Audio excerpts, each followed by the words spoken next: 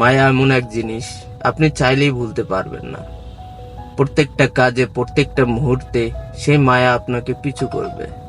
আমি যেমন গাড়ি চালাই, তেমনি মায়াও আমার সাথে সবসময় গাড়ির মতো পিছু পিছু থাকে। যতই জোরে গাড়ি চালাই না কেন, মায়া আমাকে সবসময় ফলো করে। আসলে মায়াটা কিন্তু আপনারা মনে করতেছেন যে মায়া, মোহাব্বত, আসলে এটা কিছুই না। মায়া হচ্ছে আমার এক প্রাপ্ত ভালোবাসার মানুষের নাম, তাকে আমি মায়া বলে ডাকতাম।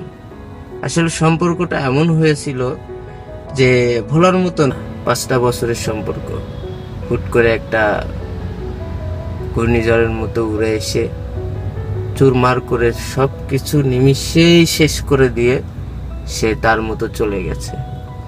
আসলে এগুলা জিনিস কোনো সময় ভুলবশতে হয় না, কিছু ক্ষেত্রে নিজের থেকে হয়।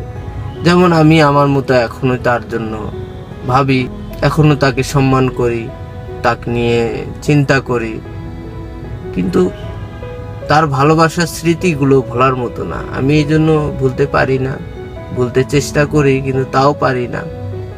এক্ষেত্রে গিয়ে আমি দেখলাম যে এই জিনিস ভুলতে গেলে আমাকে অন্য এক পদ্ধতি নিতে হবে। সেই পদ্ধতিটা কি জানেন? সেই পদ্ধতিটা হচ্ছে আমি এক নতুন সংসার হতে চলে যাওয়া। কিন্তু আমি তো তা পারতেছি না, আমি পারতেছি না। আমার মনের প্রাণে প্রত্যেকটা দেহের অঙ্গ প্রত্যঙ্গে তার ভালোবাসার ছোঁয়াটা লেগে আছে।